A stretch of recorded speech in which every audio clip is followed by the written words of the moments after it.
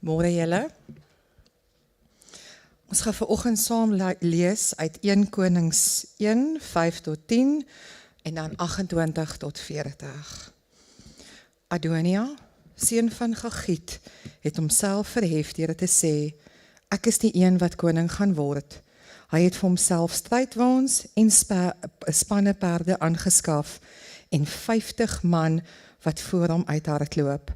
Sy lewe lank het sy vader hom nie tereggewys deur te sê, hoekom tree jy so op nie? Ook, hy was 'n besondere aantreklike man. Sy moeder het hom na Absalom in die wêreld gebring. Adonia het met Joab, seun van Seruja, en met Abjatar, die priester, onderhandel en hulle het hulle gewig agter hom ingegooi.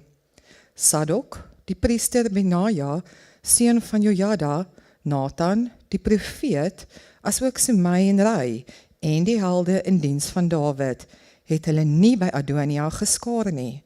Adonia het toe kleinvee, beeste en vetgemaakte kalwers geslag by die klip van Sogelet, wat langs En Rogel is. Hy het al sy broers, die koning se seuns uitgenooi, as ook al die manne van Juda, die amptenare van die koning, maar Nathan, die profeet, en Benaja, as ook die helde en sy broer Salomo, het hy nie genooi nie. Koning Dawid het hierop gereageer en gesê, ontbied Batseba vir my. Toe sy in die koning se teenwoordigheid kom, het sy voor die koning gaan staan. Die koning lê toe eet af en sê, so waar as die Here leef, hy wat my lewe uit alle nood gered het, wat ek vir jou gesweer het by die Here, die God van Israel, met die woorde, Salomo, jou seun sal beslis na my koning word. Hy is die een wat in my plek op die troon sal sit. Presies dit gaan ek vandag doen. Batseba het gekniel met haar gesig na die grond en diep voor die koning gebuig. Sy het gesê, mag my Heer, koning Dawid, vir ewig lewe. Koning Dawid het gesê, ontbied vir my Sadok, die priester Nathan, die profeet, en Benaja, seun van Jojada. Toe hulle voor die koning verskyn het,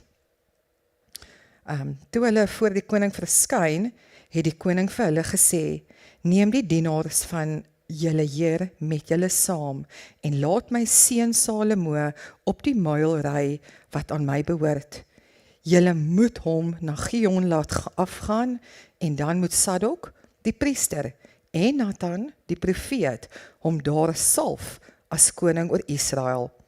Blaas op die ramshoring en roep dan uit, lang lewe koning Salomo.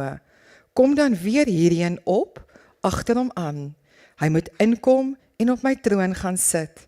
Hy is die een wat in my plek koning moet word. Hom het ek daarvoor bestem om 'n leier oor Israel en oor Juda te wees. Benaja, seun van Jojada, het die koning geantwoord en gesê, Amen. Mag die Here, die God van my Heer, die koning, dit bekragtig. Soos die Here met my Heer, die koning was, mag hy net so met Salomo wees. Mag hy sy troon nog groter maak as die troon van my Heer, koning Dawid.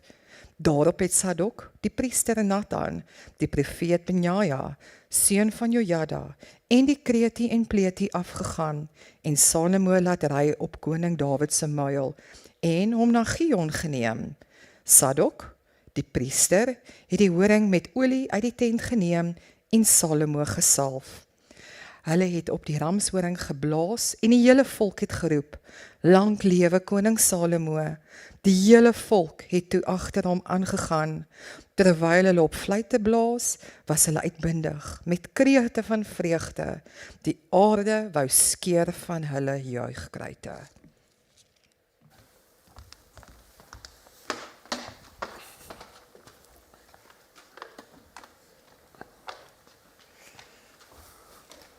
Dankie Wet.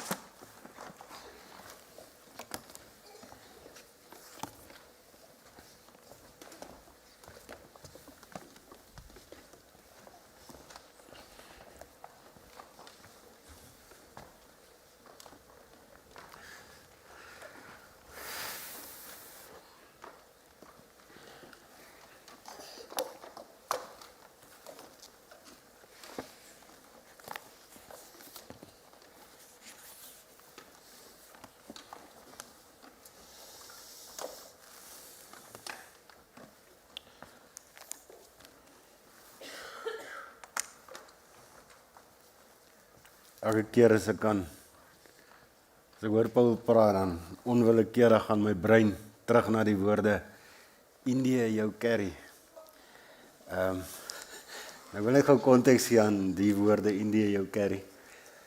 Daar's 'n plek waar ek al oor gepreek het, Varanasi. Dis 'n baie hartseer stad. Dis die stad, soos die hoofstad, geestelike hoofstad van die Hindoese geloof. En hulle het daar gebly, dis waar ek hulle twee ontmoet het. So 'n korttermyn uitreik gehad in Indië. En onder andere het ek 'n week of 2, ek kan nie onthou hoe lank nie, maar 'n rukkie daar by hulle gebly. En nou Tony se vrou is 'n mediese dokter. En hy self, hy's baie nederig, maar hy kon professioneel cricket speel en hy het dit gelos vir die bediening. So hulle het as ek oor Mike Bernard van die konteks se woorde kan gebruik, hulle het die kosteberekening en die prys betaal. Maar die Indië jou carry gedeelte was, hy het uitgestap en sy voete in mis gesit. En hy was net moedeloos die dag.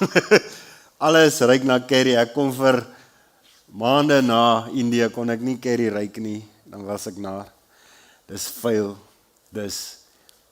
maar hulle hart vir die mense, hulle omgee vir stikkende mense, en hoe God hulle gebruik het in daai omstandighede, is my merkwaardig. So as hy sê, hy is nie doodseker, waar wil God hom lei nie, dan dink ek is ietsie van wat Dawid was in vandag se gedeelte wat hy weergee. So dis vir my 'n goeie ding, is nie vir my 'n slegte ding nie. En dis vir my 'n eer om deel te wees van 'n gemeente wat gedeeltelik hulle ondersteun. Dis 'n voorreg om saam met julle te dien in die koninkryk.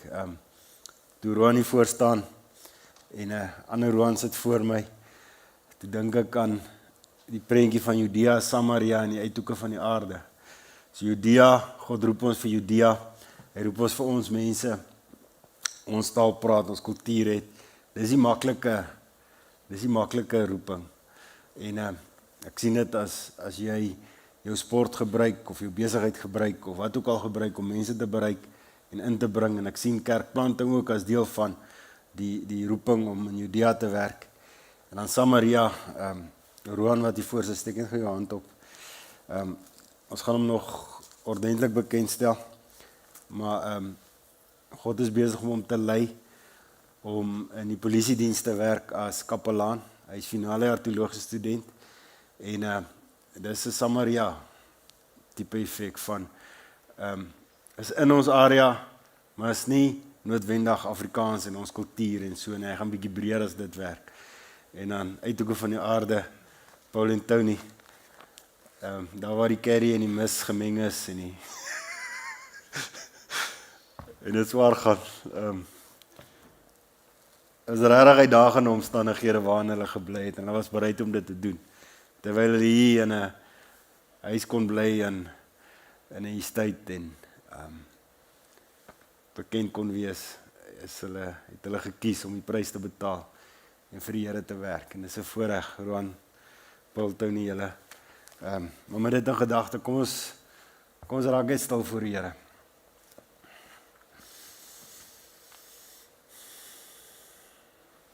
Here, ons het nou gedeeltelik die woord gelees en ja, dis 'n gedeelte wat vir baie bekend is, maar is 'n gedeelte wat vir baie van ons nie bekend is nie. En die konteks is baie belangrik, maar daar's baie verse en min tyd. En dis 'n groot teologiese oomblik, 'n groot moment in die geskiedenis wat belangrik is vir ons teologiese verstaan van die woord. En daarom bid ons nou, ten spyte van die swakheid van die prediker, sluit hierdie oop en wil U spreek, Here, wil U dit brandend maak in ons harte en wil U ons lei. Ons bid dit in Jesus naam. Amen. So,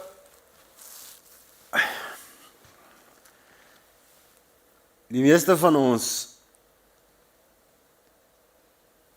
as jy eerlik is met jou godsdienst en eerlik met God en eerlik is, gaan jy ergens langs die pad, gaan jy kom by die vraag, het ek regtig die krag van die Gees in my? Het ek dit regtig? Is ek 'n boom wat baie vrugte dra, soveel so dat mense vat en eet en lyk dinge goed. En baie keer is dit nie net van jouself nie, jy wonder dit ook van die kerk. As jy kyk hoe kerke beklei en daar waar jy God behoort te vind is waar jy half gou voel jy word in die rug gesteek. Ek nou onlangs hierdie week ook so iets beleef, ander gemeentes wat jy dink jy saam in die loopgraaf en dan is dit jy is die plek waar jy die seerste kry. Jy is die plek wat voel maar hoekom is dit so? En ek sien dit ook. Ek sien dit in Herman en Moira se lewe as ek sien hoe hulle ook die prys betaal om te doen wat hulle doen en Herman se lyf is nie lekker nie en finansies is altyd 'n uitdaging. Ek sien dit in Roan se lewe wat hy nou voorberei en ek self, Paul en Tony, sy's 'n mediese dokter, maar haar seun sit met 'n nekprobleem en daar's komplikasies daar rondom en dis moeilik. Dinge is nie altyd maklik nie. En dan is daar ouens wat hier sit wat dalk die Christen ding uitkyk. Maar jy is so gebombardeer met valse leer dat jy wonder, maar ek kan nie in tale praat soos die ouens sê ou moet nie en ek kan nie regtig my 10de is so klein. Ek kan nie, dit gaan nie regtig 'n verskil maak nie en nou is ek in hierdie kerk wat nie eers kollekte opneem nie, nou hoe gee ek dit? So is heeltyd hierdie ding van hoe is ek goed genoeg? Is ek goed genoeg? My kinders val uit mekaar uit. Is ek op 'n plek waar ek werklik vrugte dra en ek het dit al gesê in 'n preek, maar Louis Brits se liedjie is onwillekeurig in my kop. En dit gaan so, sê wat help het om elke dag soos 'n Christen mens te leef as u en ek albei weet dat die krag van God ontbreek. Wat help dit om toneel te speel? Elke dag 'n klug. Wat help dit om vir ewig van die waarheid weg te vlug? Want ek weet aan die wêreld gemeet is ek 'n mooi mens, sondevry, maar ek weet aan Jesus gemeet. Dan weet ek kan ek nie verder onthou nie, maar dit kom op neer as ek faal en sleg en wil ek eintlik net sê, Here, gaan net weg van my. Ek is nie goed genoeg om in die teenwoordigheid te wees nie. Nou as dit is hoe jy voel vandag, mag hierdie preek vir jou soveel vrede gee, soos wat dit vir my gegee het. Nou 66 verse, ons het bietjie gelees terwille van die tyd, en terwille van Yvette wat baie moet lees, en dis lang woorde, maar 66 verse, so as ek 2 minute had elke vers, dan is ons, nee ek speel, ek gaan nie so lank nie.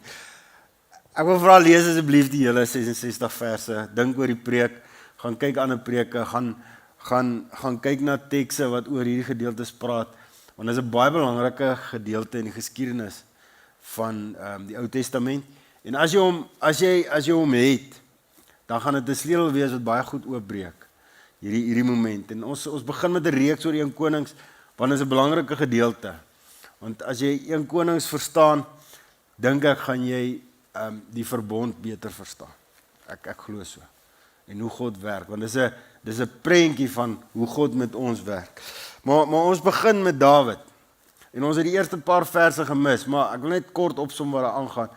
Dawid is oud en siek. En hy is nog steeds koning, hy is nog steeds in beheer, maar Dawid trap bietjie water. Dawid was 'n baie goeie gevegsou, hy kon 10.000 doodmaak, hy was 'n baie goeie generaal, maar hy was nie, in ander dele van sy lewe was hy nie 'n goeie leier gewees nie. So hy het sy seuns, kan ons agterkom, het hy sy seuns nie goed aangespreek nie. Ons lees, hy het nie vir Adonai gesê, wat, jy maak nou droog nie. Ons lees ook gereeld, as jy Samuel gaan lees ons dat die ouens wat onder sy gesag was, baie keer gewonder het, maar hoekom tree hy nie op nie? Want hy het baie genade gehad. Hy het byvoorbeeld een plek waar Saul een van Saul se mense wat Saul beskerm het hulle gegooi met klippe, en een van Dawid se helde wou hom sy rekkies wat om hom was, Dawid het omring gewees met 'n paar rekkies, en wou die ou doodmaak, en Dawid sê, jy gaan nie dit doen nie, want ons gaan nie teen God optree nie. So, die leiers om Dawid was geïrriteerd met Dawid, want hulle het gevoel, hierdie man tree nie op nie, maar Dawid het gewag vir die Here. Dawid het gewag vir die Here. Want Dawid het gegaan van iemand wat onbevrees, 'n jong man wat onbevrees Goliat kon aanvat, sonder om te dink oor, hy het net gedoen. Het hy geleer, as hy net doen heeltyd, gaan hy seer kry, en gaan mense om hom seer kry. En daarom het Dawid toe hy ouer word.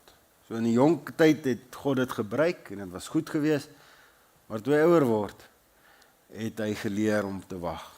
Wag op die Here, God sal op die regte tyd, op die regte plek, die regte goed doen. En vandag is een van die dae. Vandag se gedeelte is dit. Dawid is oud, hy is so oud, hy kon homself nie meer warm maak, hy kon nie hitte kry nie. Nou, 'n vreemde ding wat hier gebeur, vir ons in ons kultuur, want dit was nie vreemd daar nie, hulle het vir hom 'n mooi jong meisie gaan soek, wat hom moes warm hou. Daar is niks vreemd daar nie, hy het nie gemeenskap met haar gehad, of snaakse goed gedoen nie. Sy was 'n suster gewees, wat na hom gekyk het, en gesorg het dat hy warm gehou word, soos 'n goeie verpleegster, wat hulle gekyk het na hom. So, ek weet daar's predikante, ek het een preek geluister, voorbereiding vir die gedeelte, wat nou dit bietjie vreemd vertaal het, of interpretasie, daar is niks van dit nie. Niks van dit. Maar terwyl Dawid se vermoë om te regeer afneem, terwyl hy wag op die Here, kom een van sy seuns, Adonai. Mooi man, sterk man, ou gewees wat 'n leier was, want hy het 'n groep mense om hom gehad, en hy het selfs generaals gehad wat hom ondersteun het. Lees ons die name wat hier gelees word, ek gaan nou nie staan by hulle nie, maar van hulle was generaals gewees, in Dawid se leer, bevelvoerders gewees, en so hy het selfs leiers getrek, om hom geskaar. En Adonai sit, en hy sien Dawid gaan agteruit, maar in plaas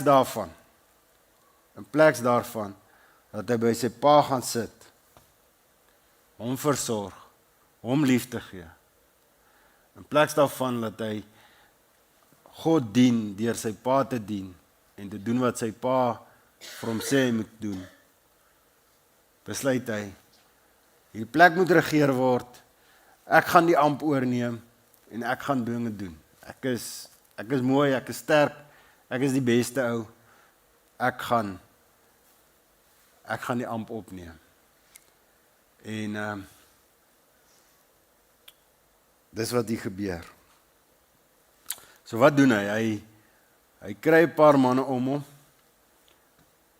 maar die Bybel is pragtig as hy so wys. Hy gee vir ons ook 'n leidrade wat sê, maar God was nie saam met Adonai nie.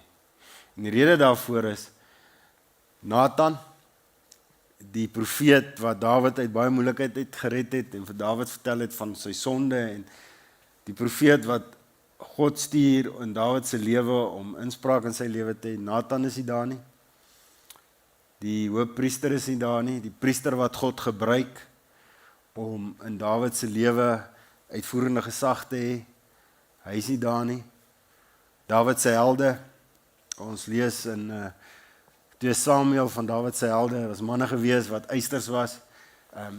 Die een nou, wat my die meeste beïndruk, hy het 'n swaard, het hy gaan staan in die middel van 'n veld, en die Filistyne het gekom, en hy het die hele ek dink soos 50 of so, ek kan nie onthou nie, maar ons baie gewees. Hele groep Filistyne doodgemaak en die soveel so dat sy swaard in sy hand gom was. Hy kon nie die swaard uit sy hand uithaal nie.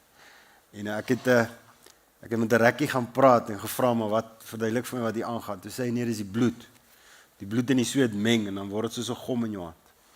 En die feit dat jy jou hand heeltyd gebruik, jou spiere kry nie oopgemaak. So die mengsel van dit maak dat hy so 'n rekkie wat al baie doodgemaak het op een dag, dit met hom ook gebeur. So die Bybel praat die waarheid as hy dit sê.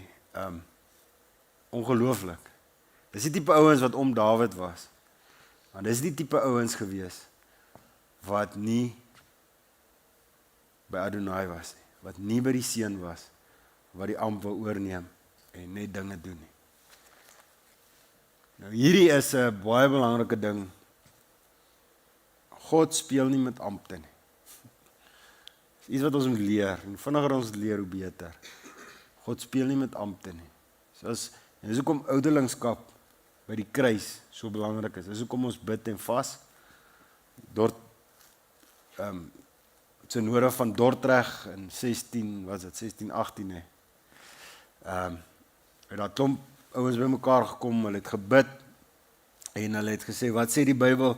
Ons is in 'n moeilike tyd, ons moet antwoorde gee vir die mense. Hulle het 'n groep ouens by mekaar gebring, hulle het gebid daaroor, as hulle nie saamstem oor 'n saak het, hulle uitgegaan, hulle het dan gevas en gebid en die Bybel geondersoek, hulle het teruggekom en weer gepraat met mekaar tot hulle antwoorde gehad het wat hulle kan sê, alright, ons groep ouens, 'n paar duisend mense, se kerke, so ons paar duisend kerke, ons paar duisend gemeentes, ons glo dit, en dis wat die Bybel sê, en dit is die antwoord wat God vanuit die woord uit gee vir ons tyd, vir ons omstandighede.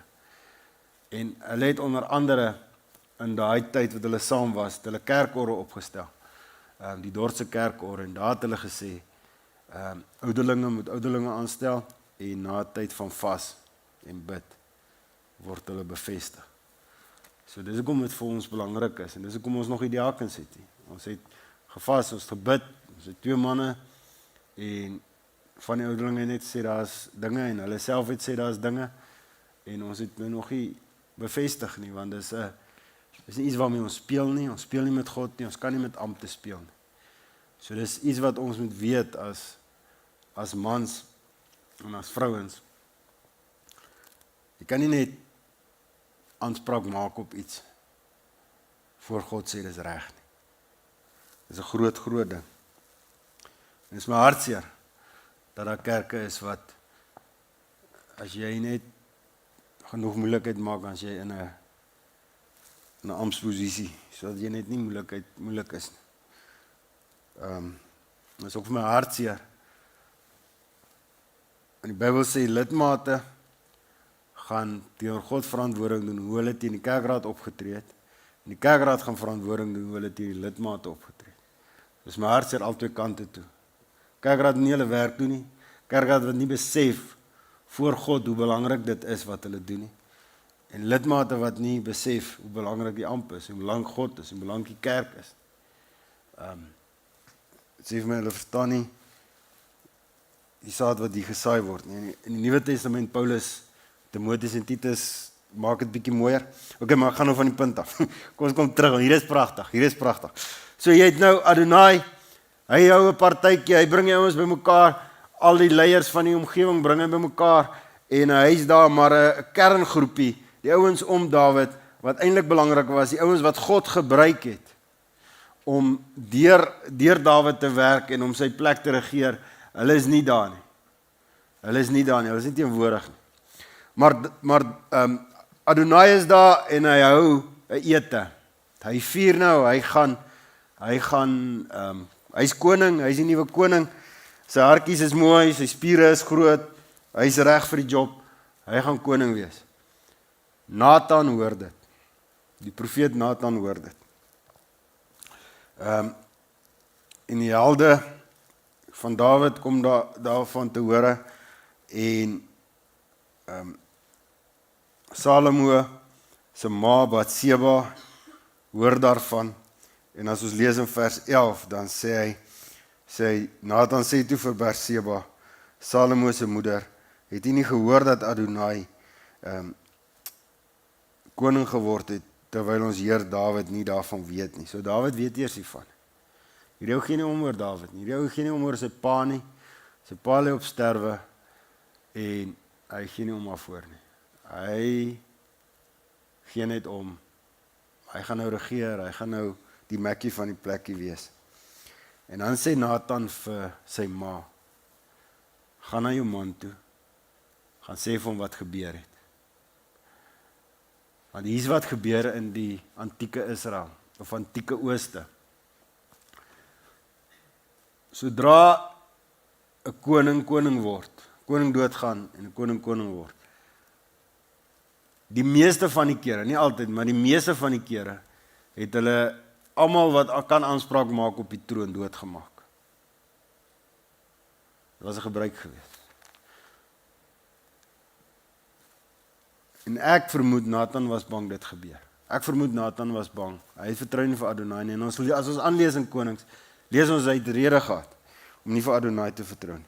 So hy gaan sê vir Dawid wat gebeur het en hoor wat sê Dawid. Hoor wat sê Dawid, want God het gesê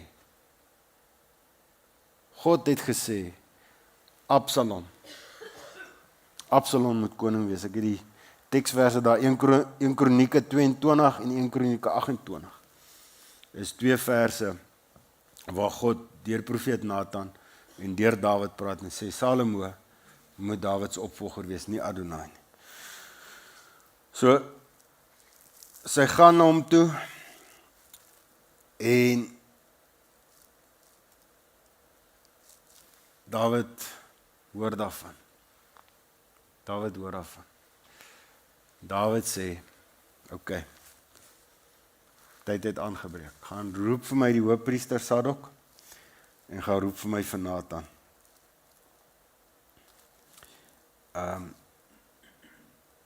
En gaan roep vir my een van my helde. So die 3 groepe wat nie teenwoordig was nie, verteenwoordigers van die 3 groepe, gaan roep hulle vir my, nou is dit tyd. Vers 33. Toe hulle voor die koning verskyn, het die koning vir hulle gesê, neem die dienaars van julle Heer met julle saam, en laat my seun Salomo op die myl ry, wat aan my behoort. Dis nou die koningsmotor, dis nou die Rolls Royce. BMW met die vlaggies op, was 'n myl gewees. En ons gaan nou daarby stil staan. Laat op die myl ry, wat aan my behoort. Julle moet om na Gibon, laat afgaan, en dan moet Sadok die priester en Nathan die profeet, hom daar salf as koning oor Israel. Blaas op die ramshoring, en roep dan uit, lang lewe koning Salomo. Kom dan weer hierheen op, agter hom aan. Hy moet inkom, en op my troon gaan sit. Hy is die een wat in my plek moet koning word. Hom het ek daarvoor bestem, en 'n leier, om 'n leier oor Israel en oor Juda te wees. Vers 39, Sadok die priester die horing met die olie uit die tent geneem en Salomo gesalf. Hulle op die ramshoring geblaas en die hele volk het geroep, lang lewe koning Salomo. Die hele volk het toe agter hom gegaan. Terwyl hulle op fluite blaas, was hulle uitbundig met krete van vreugde. Die aarde wou skeer van hulle juigkrete.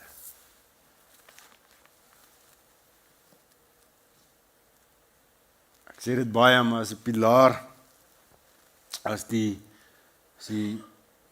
Bybel 'n tent was, as 'n paar pilare, groot oomblikke in die Bybelse geskiedenis, wat die Bybelse boodskap ophou.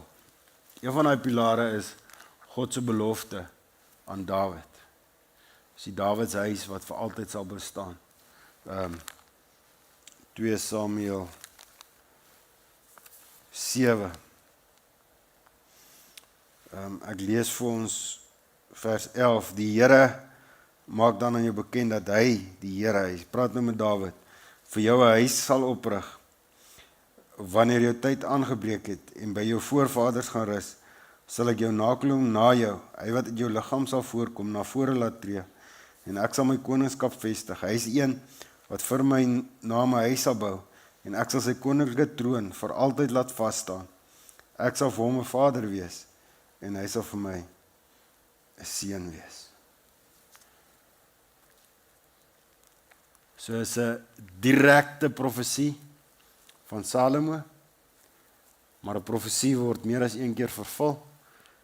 Hy praat eintlik hier van ons Here Jesus Christus. Want as hy net van Salomo gepraat het, en net van Dawid se huis gepraat het, dan sou Salomo vir ewig geleef het, of Dawid se troon sou nou nog steeds deur Dawid se kinders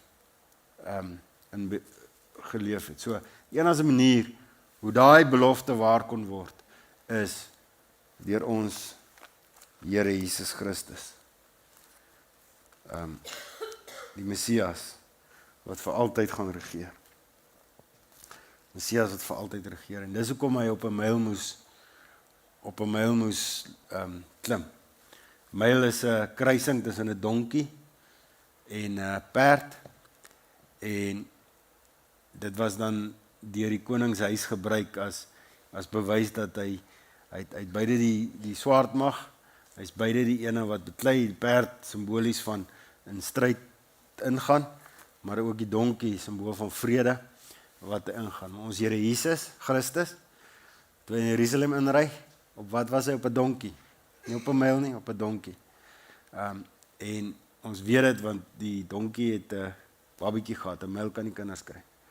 So, hy het op 'n myl gery, het in Jerusalem ingegaan, en nog 'n profesie aangaande hom het waar geword. Hy's op pad om sy troon te bestyg, en sy manier hoe hy die troon gaan bestyg, is dan deur die kruisdood. En dan, en hierdie moet vir ons beide 'n waarskuwing wees, as 'n bevestiging vir ons geloof. 'n Oproep om erns te maak oor ons geloof. Adonai, en ook al die vers 41, en ook al die genooides wat by hom was, het dit gehoor. Wat hulle gehoor? Salomo het op die troon gaan sit. Salomo, was 'n partytjie vir Salomo. Het dit gehoor toe hulle klaar geëet het. Toe Joab die geluid van die ramshoring hoor, het hy gesê, waarom klink daar so 'n rumoer uit op die stad? Hy was nog besig om te praat, toe kom Jonathan, seun van Abiatar die priester, skielik daaraan. Adonai sê, toe kom in, jy's 'n bekwame man, en jy kan net goeie nuus bring. So hulle het die geruis gehoor, Adonai dink is vir hom, hy sien, hier kom 'n big shot in, hier kom 'n groot naam in die leierskap, kom nou na hom toe, en hy sê, kom in, jy bring goeie nuus. Hy gaan hoor, ja, hy's nou koning. Dawid is dood. Maar Jonathan het geantwoord en vir Adonai gesê, inteendeel, ons Here en koning Dawid het Salomo koning gemaak. Dis twee partytjies. Salomo se partytjie, koning Dawid se partytjie, vreugdeviere, die duiwel se partytjie, Adonai se partytjie. Al twee het trone, al twee maak aanspraak om bo te wees, al twee maak aanspraak om konings te wees. Een is werklik koning. En dis Salomo, en uiteindelik ons Here Jesus Christus. En dan is dit Adonai.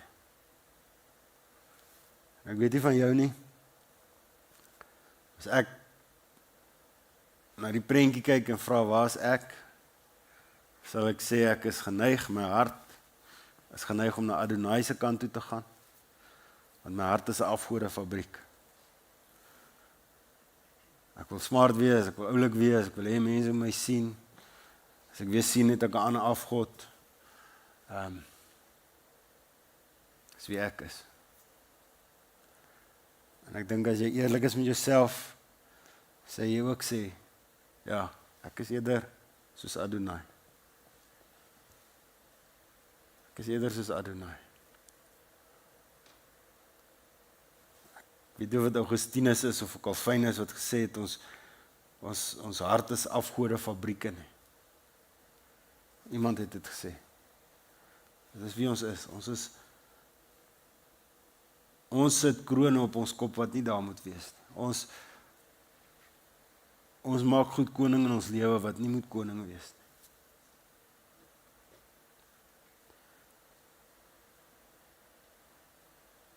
Mag hierdie vir ons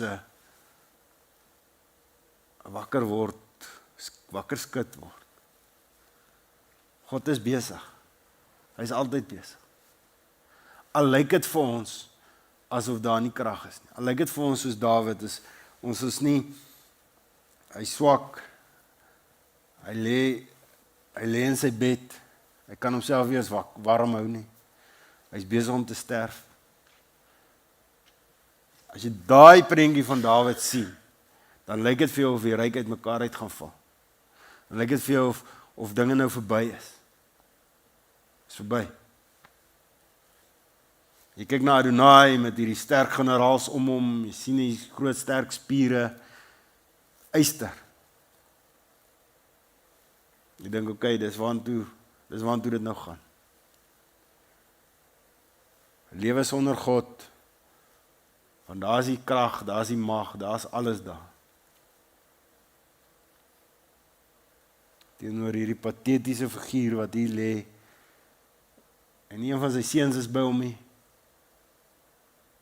Sy eie vrou moet deur die profeet aangesê word om hom te gaan versorg. Sy manne om hom kies, 'n mooi meisietjie, sodat iemand net by hom is op sy einde. Is pateties. Maar God se krag het daardeur gewerk.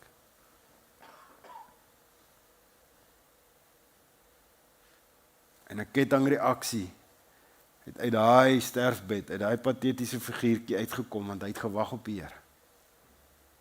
Dit eintlik het dit die Messias vir ons gegee aan die kruis.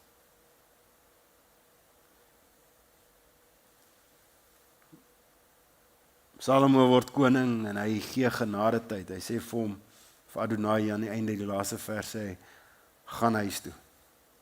Gaan huis toe. Jy het genade tyd, gaan huis toe. Vir ons is daar 'n kruis. Vir ons wat glo kan ons na daai kruis kyk en ons kan sien hoe hierdie patetiese figuur aan die kruis ons hoop en ons redding is. Genade is ver bo wat ons verdien. En mag vandag 'n wakker skud word is. Kom ons hou 'n parties hou vir onsself. Kom ons hou op goed van onsself verwag en ons in plekke indring wat, kom ons wag op die Here. Kom ons vertrou op wat vir ons menslik klein en swak lyk. Want daar is die krag. Kom ons haal die kroon van onsself af en kom ons kyk na ons kroon. Ons Messias, ons Here Jesus Christus. Want daar en daar alleen het ons genade, het ons hoop en het ons redding. As jy in 'n leiersposisie is, beteken dit dalk terug te staan en te buig voor die Here en te vra, Here, waartoe nou? En te wag tot hy antwoord. As jy self in 'n leiersposisie indring wat jy weet jy moenie wees nie, haal die kroon af en sê, Here, vergewe my. Maar moenie die fout maak op jouself, op jou eie insigte te vertrou nie. Die eerste vers wat Shaal gelees het vanoggend was, vertrou op die Here, moet jou eie insigte staat maak. Moenie fout maak wat Adonai maak nie. Los jou eie insigte. Wag op God. Hy praat nog steeds. Al lyk dit nie so. En vir die ouens wat nog die Christen ding uitkyk, As jy by 'n pastoor was wat sê een van die tekens dat die Heilige Gees in jou is, jy gaan in tale praat en jy gaan siekes genees en jy het hierdie krag en jy het hierdie mag en jy gaan six-pack hê en sulke groot muscles hê en dis nie so nie. Daar gaan tye wees wat jy soos Dawid Goliat doodmaak. Maar daar gaan tye wees waar jy soos Dawid lê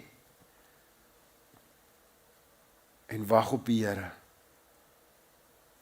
Want mense na jou gaan kyk en dink jy's swak, jy's nietig, jy's niks werd. Die Heilige Gees werk deur albei.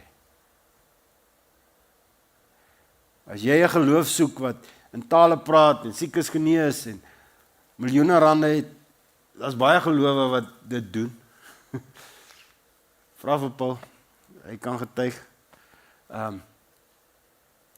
Tale praat is in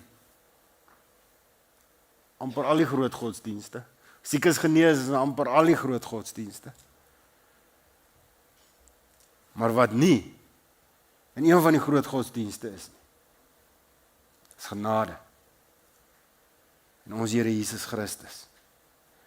En krag en swakheid. En 'n God wat mens kom word het en deel kom word het van jou seer. 'n God wat jou vashou in sy hand en nooit ooit laat gaan nie. Daai is krag. Die wêreld dink dis swakheid en hy lag vir dit. Daai is krag. Hou daaraan vas. Hou daaraan vas. Die res is gremering. Die res is gremering. Kom ons bid saam. Heilige God, dankie dat ons saam kan bid nou. Dankie dat ons kan weet U is hier. En Here, dankie dat ons ook kan weet dat U krag ook in ons bed lê oomblikke is. En dat wat vir die wêreld mooi lyk en sterk lyk, is nie altyd hoe U wil werk nie. U werk, Here, en niemand gaan dit keer nie. Selfs deur in Dawid in sy swakste tyd.